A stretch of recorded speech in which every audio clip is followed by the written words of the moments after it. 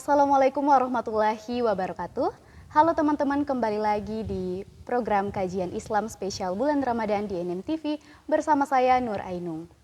Saat ini kita berada di bulan suci Ramadan di mana umat muslim diwajibkan melaksanakan ibadah puasa dan dilanjutkan ibadah tarawih di malam hari. Namun sebagian muslim hanya melaksanakan ibadah ini sekedar tidak makan dan minum saja. Seperti sabda Nabi Muhammad SAW, betapa banyak orang yang berpuasa namun tidak mendapatkan apa-apa dari puasanya itu, melainkan hanya rasa lapar dan dahaga saja.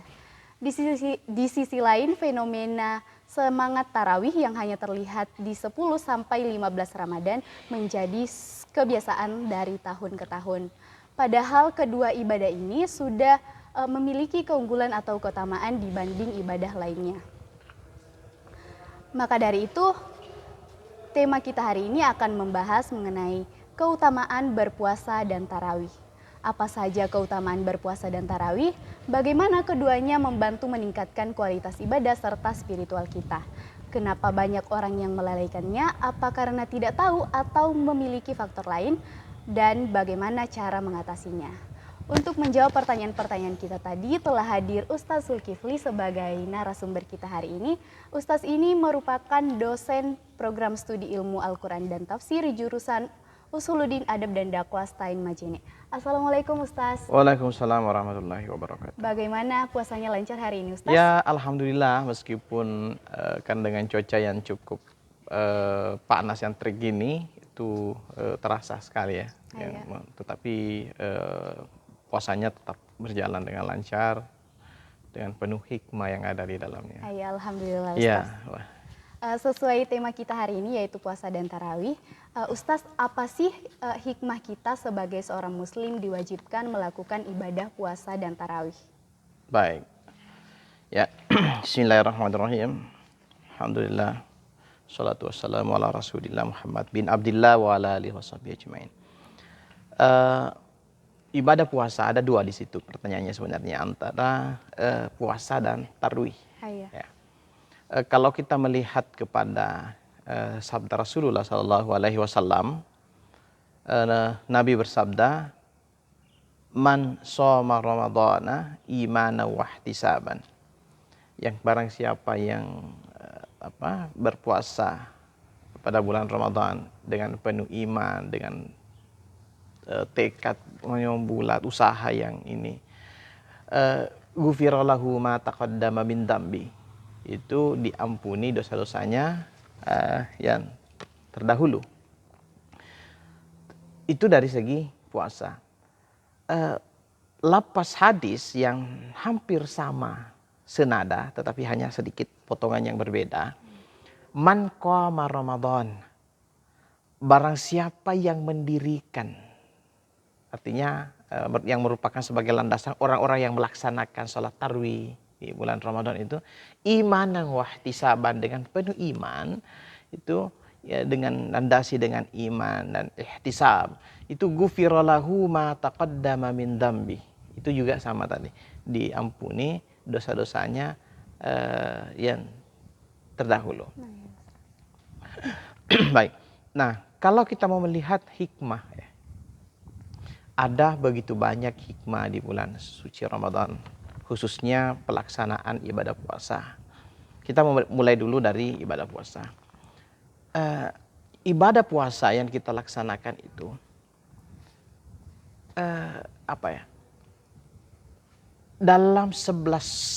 dalam perjalanan kita selama 11 bulan lamanya setelah kita keluar di bulan Ramadan tahun lalu, dan lalu memasuki bulan Ramadan ini, berarti ada perjalanan selama 11 bulan gitu ya, ada 11 bulan. Kita dalam aktivitas karyan kita yang bagi mahasiswa, bagi dosen, bagi pelaut dan seterusnya, itu terkadang begitu sudah tercabut jauh dari Robnya, sudah pergi jauh dari Tuhannya, menjauh dengan segala aktivitasnya, dengan segala kesibukan yang dia lakukan itu. Nah, ketika bulan Ramadan datang, itu orang seakan tersentak bahwa bulan ini adalah bulan yang penuh berkah, bulan ini adalah bulan yang penuh dengan rahmah, penuh dengan maghfirah.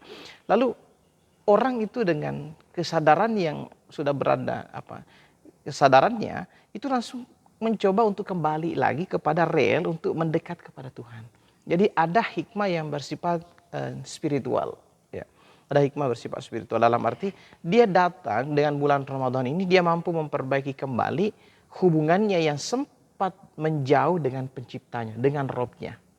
Ya, itu bisa dengan 11 bulan yang lalu ada 1 bulan yang kembali menyadarkan, wah saya harus berbenah diri, saya terlalu jauh dari Tuhan begitu, dari Allah, saya harus mendekat lagi. Nah, ini salah satu hikmahnya yaitu dia bisa manusia bisa kembali mengenali jati dirinya dengan bulan suci Ramadan.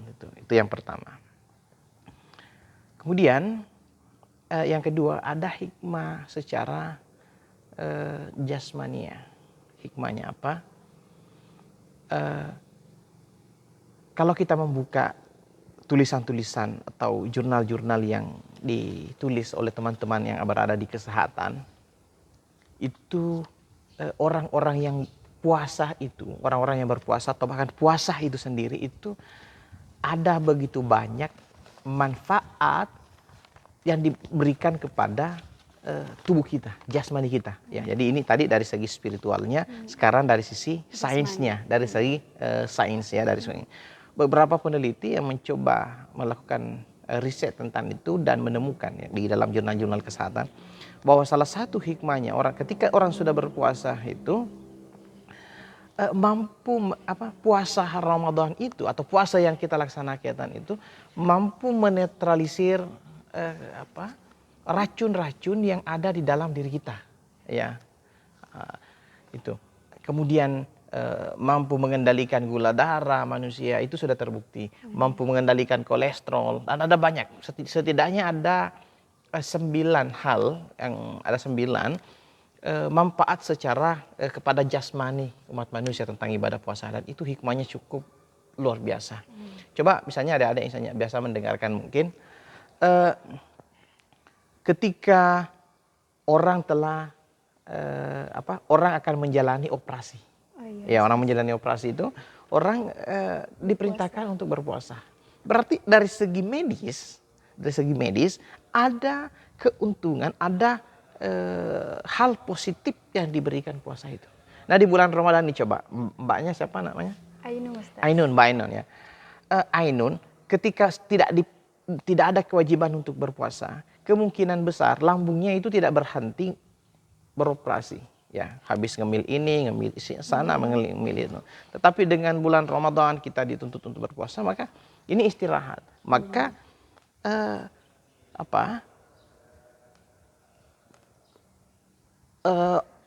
alat untuk fungsi-fungsi sel yang tubuh kita itu yang bersifat alamiah, untuk yang menyaring racun, untuk meningkatkan kekebalan tubuh, untuk mengendalikan gula dan seterusnya, atau yang mampu mengendalikan karena insulin yang ada dalam diri kita itu sudah resisten biasanya dengan makanan-makanan yang kita makan, tetapi dengan ibadah puasa yang kita lakukan itu mampu membuat dia bekerja secara optimal. Ya, memang dibutuhkan. Jadi itu manfaat secara jasmani. Saya kira.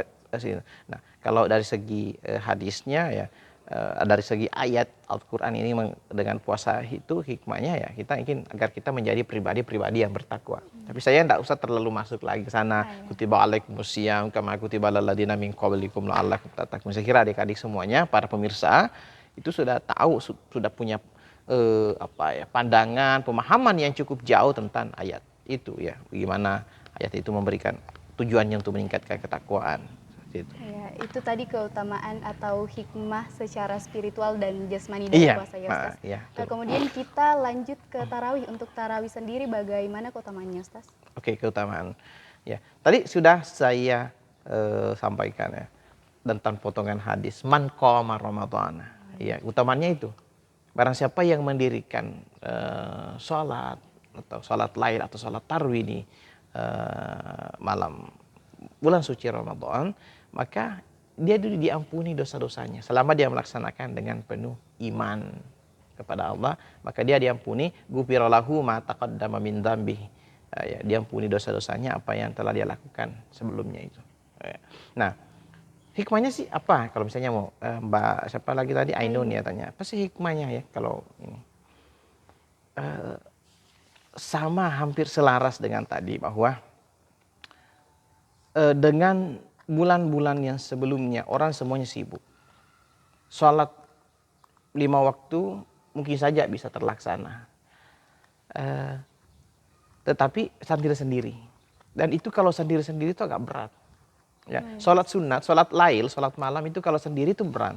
Tapi dengan sholat tarwi itu orang bisa melakukan, apalagi misalnya dengan suara imamnya yang merdu, ada penceramaannya, ada bahkan kegiatan-kegiatan sebelum pelaksanaan sholat tarwi itu membuat orang lebih semangat.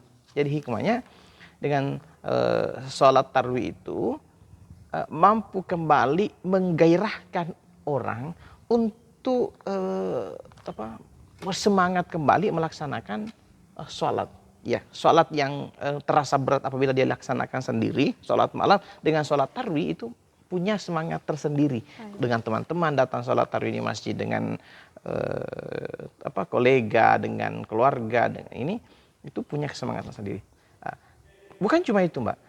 Ada semangat hikmah sosial karena dengan sholat tarwi itu orang bisa saling sapa setelah sholat, ya, saling sapa, ketemu-ketemu, bahkan ya silaturahim begitu setelah melaksanakan ibadah sholat tarwi. Ya, ya sangat luar biasa ya keutamaan-keutamanya Ustadz. Tapi tidak sedikit orang itu yang melaksanakan puasa itu hanya sekedar puasa saja, dan bahkan ada beberapa muslim juga yang tidak melakukan tarawih. Menurut Ustadz, apakah itu karena tidak tahu atau ada faktor lainnya, Ustadz? Saya kira di suasana atau situasi yang seperti kita sudah berada di era yang orang bahasakan sebagai era 4.0 yang semuanya serba digital, semuanya orang-orang hampir setiap individu itu ada ada HP di tangannya. Itu orang-orang tahu sih, saya kira. Bukan berarti tidak tahu bahwa kenapa tentang mereka wajib berpuasa di bulan suci Ramadan, bahkan sejak kecil disampaikan tentang wajibnya itu. Tetapi itu belum mendapatkan hidayah. Nah, ini yang menarik sebenarnya. Ada doa Rasulullah yang senantiasa dia panjatkan agar orang itu ketika mengetahui bahwa ini adalah kebenaran, dia juga punya kekuatan untuk mengikuti kebenaran itu. Teman-teman kita, saudara-saudara kita tahu bahwa sholat tarawih itu mulia, pahalanya besar.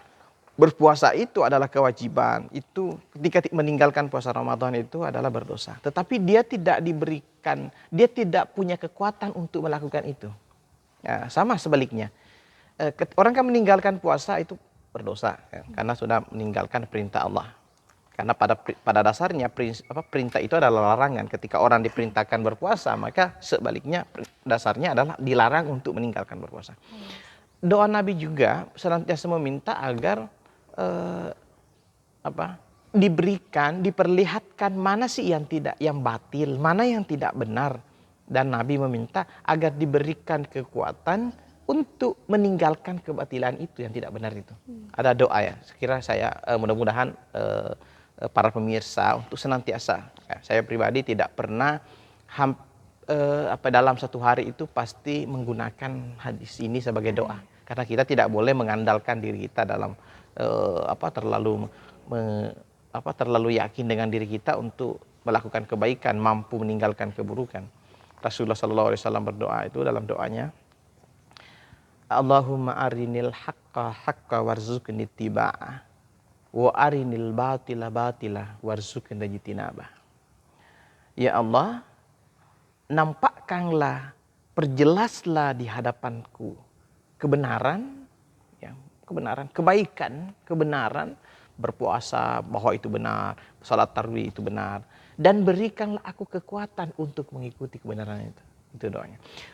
Oke. Wa arinil kemudian kita meminta wa arinil batila warzuqna jitinaba.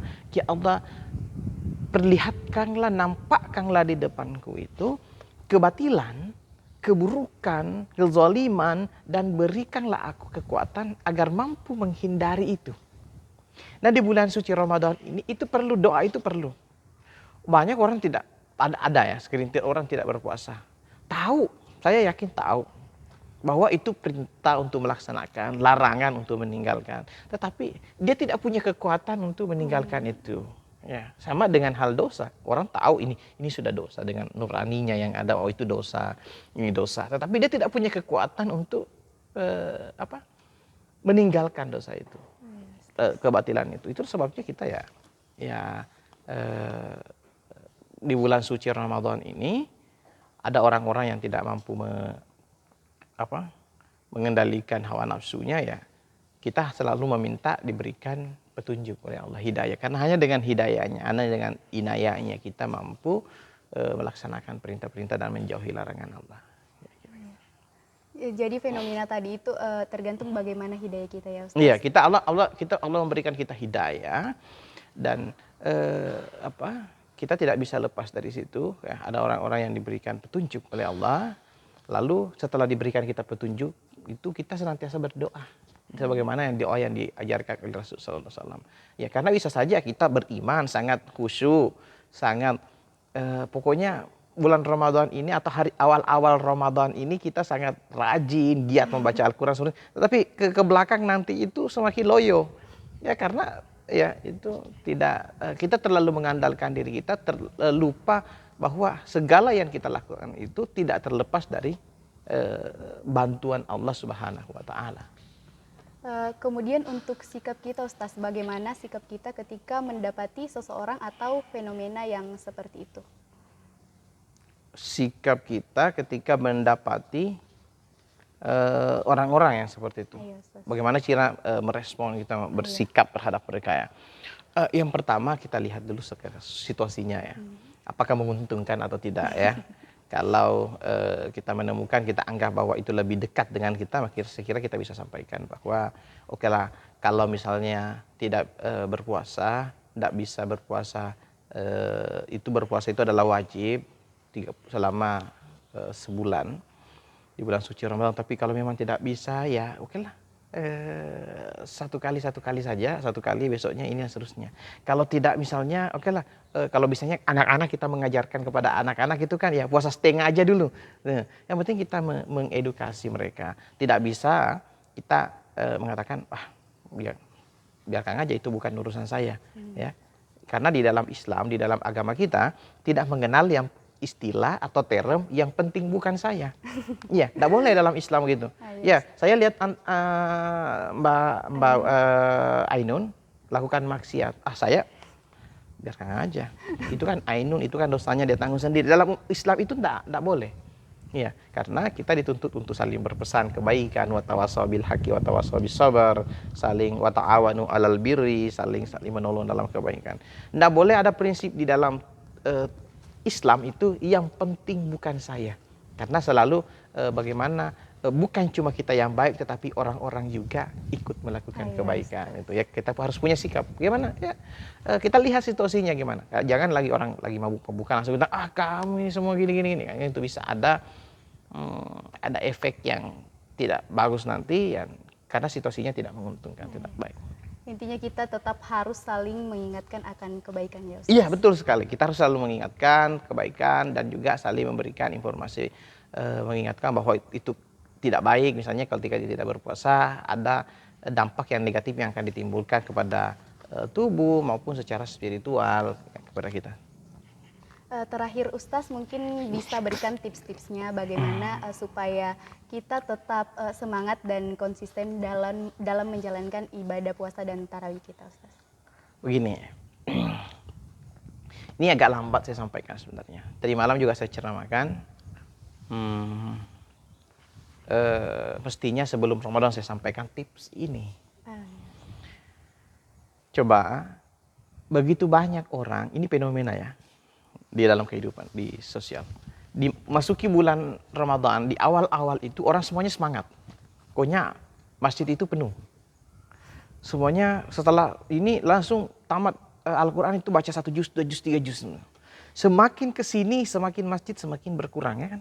Semakin safnya maju. Dalam arti semakin kurang orang. Kemudian jarang lagi terdengar orang tadarusan. Yang penuh malah pasar, yang kalau di kota-kota itu yang penuh adalah mall, toko-toko dan seterusnya. Kenapa bisa terjadi itu? Itu kan fenomena yang di masyarakat. Harus dikaji, dilihat dari sisi akademisnya. Begini, ini pernah ditanyakan oleh mahasiswa saya ya. Begitu banyak orang ketika masuk bulan Ramadan langsung mencambuk, langsung lakukan sebanyak-banyaknya. Tapi dia tidak punya persiapan secara mental, secara spiritual, secara jasmani. Akhirnya apa? Tubuhnya ini kaget. Tuh, bayangkan tidak pernah sholat atau jarang sholat, sekali-kali sholat, masuk ke Ramadan langsung cambuk. Tarawih 20 rakaat dengan plus sholat sunat lainnya. Begitu itu kaget ini. Begitu juga secara kejiwaannya kaget.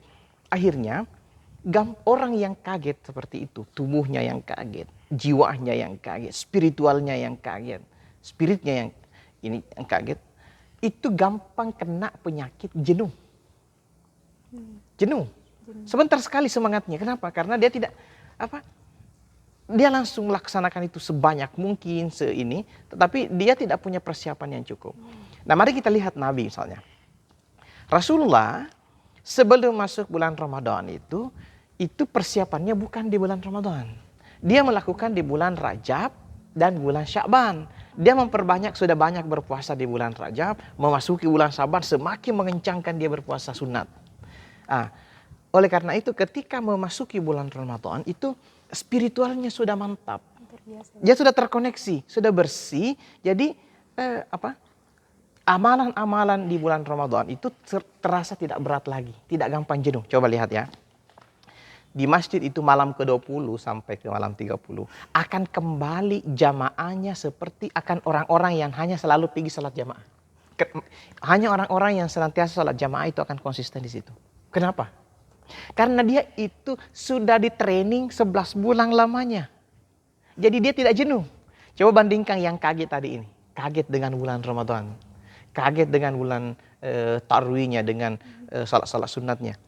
Hanya sampai ke malam kelima, lihat aja. Sampai malam 10 semakin berkurang. Ya. Makanya agar kita tidak tetap konsisten sebenarnya adalah persiapannya harus, starting point-nya harus lebih awal. Iya, harus lebih awal. Di bulan Rajab, di bulan Sya'ban itu harus lebih awal. Itu karena sudah lewat.